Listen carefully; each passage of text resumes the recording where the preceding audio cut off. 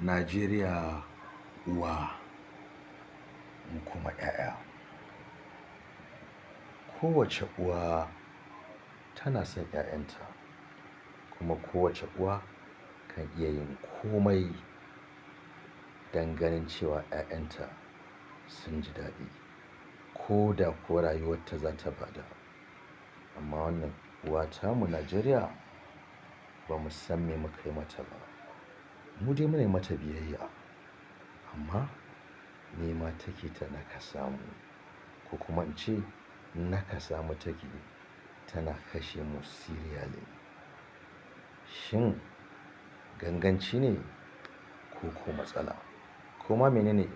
Allah ka shiri wannan uwa tamu Najeriya. Muna son ki, muna ƙaunar ki, muna tare da ke, da musulman cikinmu da kiristoci cikinmu, muna tare da ke.